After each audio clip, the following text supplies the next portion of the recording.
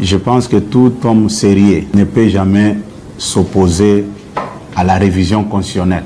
À travers une communication de mise au point effectuée ce mardi 1er octobre 2024 dans son bureau de travail, le président intérimaire de l'UDPS, l'honorable Augustin Kabouya, prévient qu'il entamera dans un avenir très proche une campagne de sensibilisation sur le bien fondé de la révisitation de la Constitution. Pour le Ludimo Amba, la présente constitution présente de profondes faiblesses que l'UDPS avait d'ailleurs décriées en 2006. En 2006, nous, l'UDPS, nous n'étions pas d'accord avec cette constitution. On avait même fait une promesse à notre peuple qu'une fois arrivé au pouvoir, si vous nous faites confiance, nous arrivons au pouvoir, nous allons revenir sur la constitution. La population nous a fait confiance, la population nous a amenés au pouvoir. Qu'est-ce que nous allons faire? Nous allons aussi respecter notre parole. Cependant, l'expérience qu'il a vécue durant l'accomplissement de sa mission d'informateur en février dernier a renforcé sa position sur la nécessité de revoir certaines dispositions de la loi fondamentale en vigueur. Moi, je vous parle comme ancien informateur, j'ai connu de sérieux problèmes. Et dès que le président nomme le Premier ministre, le gouvernement doit avoir l'équitus du Parlement. Comment est-ce que le Parlement peut donner son aval sur le gouvernement si les députés ne sont pas proclamés définitivement par la Cour constitutionnelle? Il y a un problème qui se pose. Augustin Kabouya Chilumba note également que les contentieux électoraux tiennent en état le travail de l'informateur, car leur issue peut porter une modification susceptible d'impacter les poids politiques des partis ou regroupements politiques au niveau de l'Assemblée nationale après publication par la CENI. Cela signifie en clair que la finalisation du travail de l'informateur dépend en réalité des arrêts de la Cour constitutionnelle et non des résultats proclamés par la centrale électorale. Et vous allez voir que l'informateur, pour avancer, il sera obligé d'attendre les résultats finaux de la Cour constitutionnelle.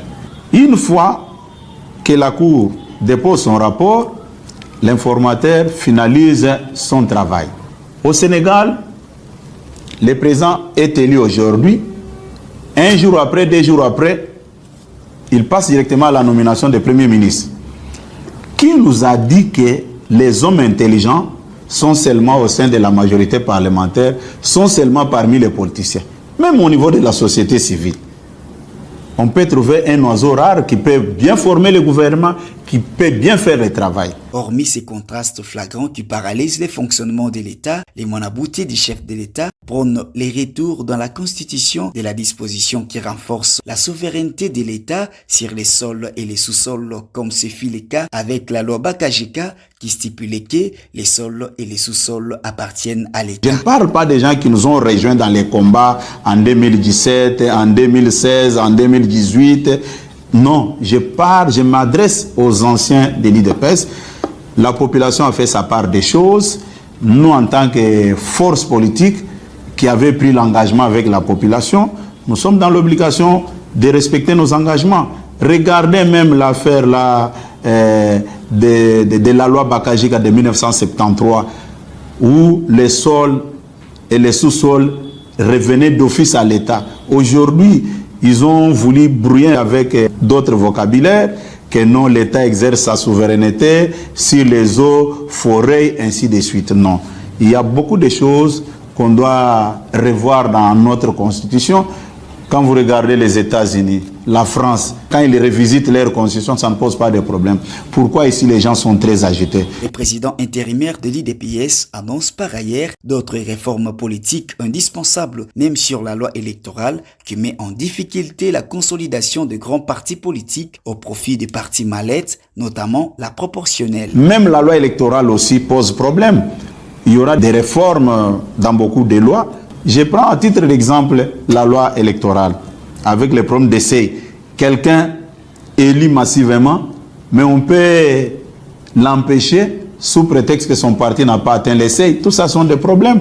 Et il faut se regarder en face, aborder les problèmes avec tous les sérieux possibles, au lieu de chercher de midi à 14h, manipuler la population.